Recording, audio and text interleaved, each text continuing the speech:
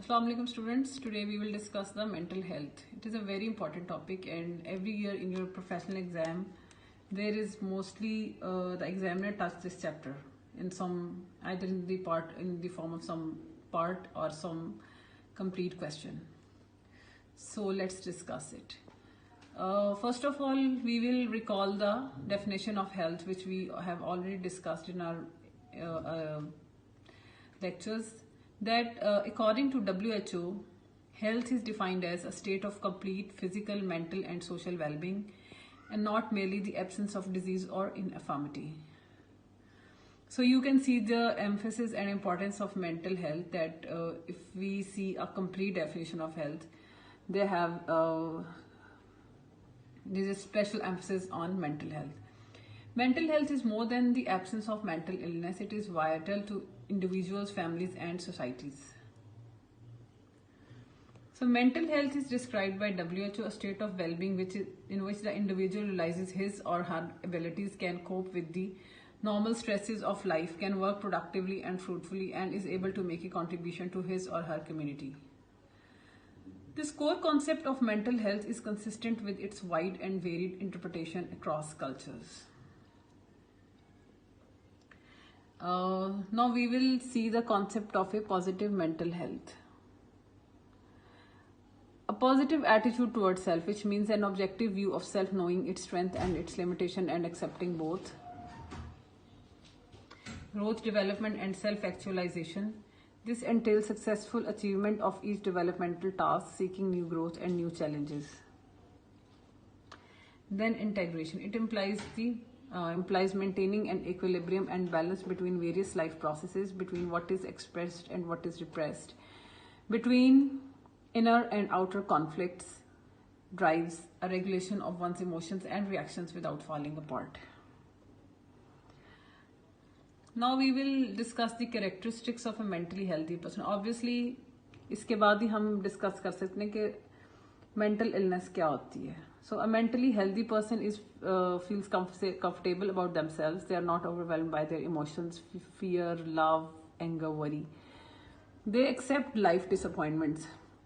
They can laugh at themselves, neither underestimate or overestimate their abilities, accept their own failures, and still respect themselves. They get satisfaction from simple things. A mentally healthy person feels right about other people, able to love and consider others, have satisfying and lasting relationships, expect mutual like and trust with others, respect individual differences in people, feels as a part of group, have a sense of responsibility for their fellows. They do not push or not pushed by others. They are able to meet the demands of life, accept responsibility and put their best efforts, manage problems as they rise. They plan ahead without fear of the future, welcome new ideas and experiences. Some set realistic goals and make use of their capacities. The characteristics of a mentally healthy person, as described by your textbook, is that mental health is not mere absence of mental illness. A mentally healthy person has three main characteristics. He feels comfortable about himself. That is, he feels reasonably secure and adequate. He neither underestimates nor overestimates his own ability. He accepts his shortcomings. He has self-respect. The mentally healthy person feels right toward others. This means that he is able to be interested in others and to love them. He has friendships that are satisfying and lasting.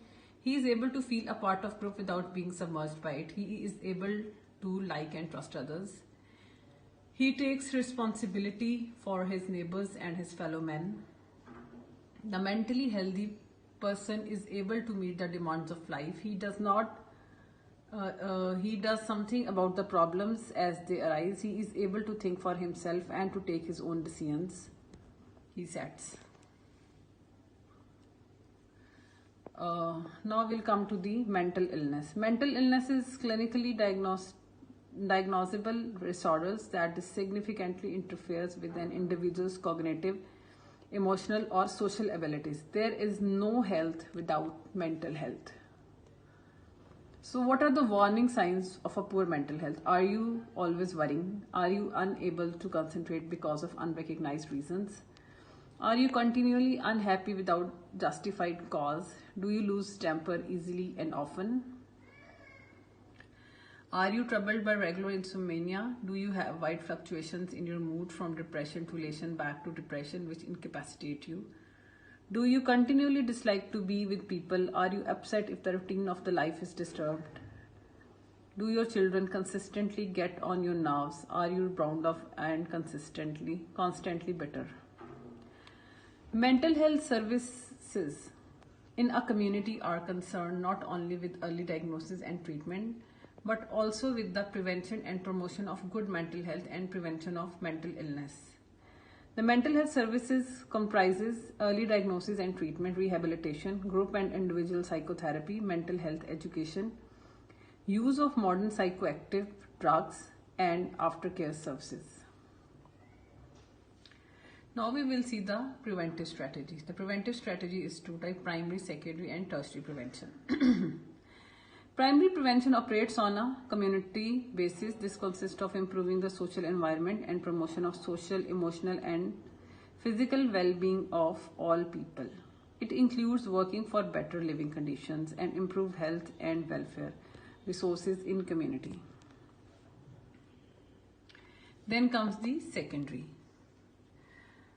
The secondary prevention includes early diagnosis of mental illness and of social and emotional disturbances through screening programs in schools, universities, industries, recreation centers, and provision of treatment facilities and effective community resources.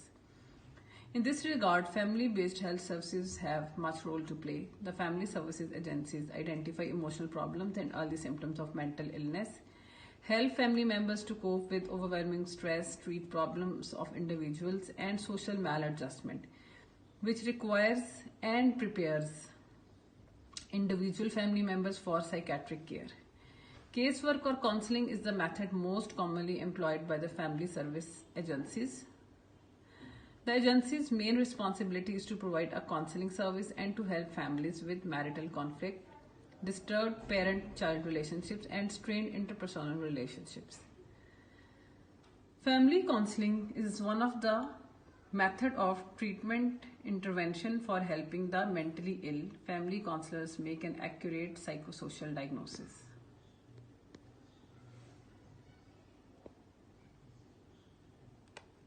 Then comes the tertiary prevention. Tertiary prevention seeks to reduce the duration of mental illness and thus reduce the stresses they create for the family and the community. In short, the goal at this level is to prevent further breakdown and disruption. Community mental health program consists of the following essential elements: inpatient services, outpatient services, partial hospitalization, emergency services, diagnostic services, pre-care and aftercare services including foster home placement and home visiting, then education services, training, and last, research and evaluation. Now the personality disorders, cluster A, cluster B, and cluster C. The cluster A is paranoid suspicious, then schizoids, which includes loners, then schizotypal, in which paranoia and social anxiety is present. Cluster B is the borderline, labile mood, emotional, narcissistic behavior like self-loving, histrionic, in which colorful attention seekers, antisocial like criminals. Then the cluster C, which includes avoidant, which are sensitive to rejection, low self-esteem, dependent on others, can't take decisions, and obsessive compulsive disorders, which follow routines, and cleanliness freaks. Thank you.